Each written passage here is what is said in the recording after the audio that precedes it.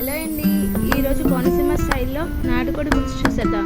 ముందుగా వాష్ చేసుకున్న చికెన్లో 2 స్పూన్స్ కారం అనేది యాడ్ చేయాలి. అలాగే 1 స్పూన్ పసుపు అనేది యాడ్ చేయాలి. తర్వాత కొంచెం ఉప్పు అనేది తీసుకోవాలి. సాల్ట్ కూడా తీసుకోవచ్చు.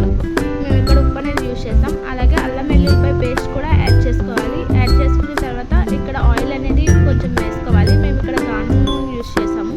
సో బాగా అన్నీ మిక్స్ చేసుకోవాలి. ఎందుకంటే నాటుకోడి కాబట్టి కొంచెం కారం ఉప్పు ఇవన్నీ బాగా పడితే మసాలా కొంచెం టేస్ట్ అనేది చాలా బాగా ఉంటుంది. సో బాగా పట్టిన తర్వాత పక్కన హీట్ చేసుకోవాలి. ఒక కళాయిలో కొంచెం ఆయిల్ వేసుకొని కట్ చేసుకున్న ఆనియన్స్ ఇంకా పచ్చిమిర్చి అనేది దాంట్లో వేసుకోవాలి. వేసుకున్న తర్వాత కొంచెం కరివేపాకు అనేది కూడా యాడ్ చేసుకోవాలి. టేస్ట్కి బాగుంటుంది.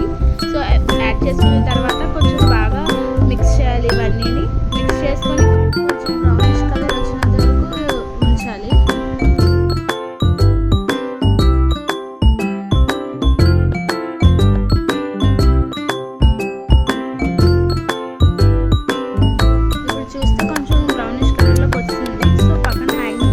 చికెన్ అనేది దాంట్లో యాడ్ చేసేయాలి. చేసేసి కొంచెం ఉల్లిపాయ గ్రేవీని ఇంకా ఇవి బాగా మిక్స్ చేయాలి. చేసిన తర్వాత కొంచెం అలాగే పొయ్యి మీద ఉంచాలి. అవి కొంచెం బాగా చికెన్ మగ్గినంత వరకు సో బాగా అటు ఇటు కలుపుకోవాలి.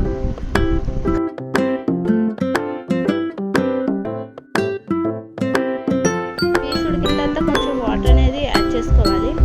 యాడ్ చేసుకొని ఇంకా పొయ్యి మీద ఉంచాలి. ఇంకా బాగా పులుసు కిందకి దిగినంత వరకు ఉంచుకోవాలి. గ్రేవీ టైప్లో వచ్చేయాలి.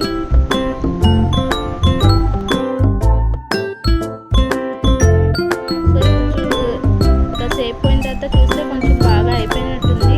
పీసెస్ అన్ని బాగా ఉడికాయి. సో లాస్ట్లో గరం మసాలా అనేది యాడ్ చేసాము.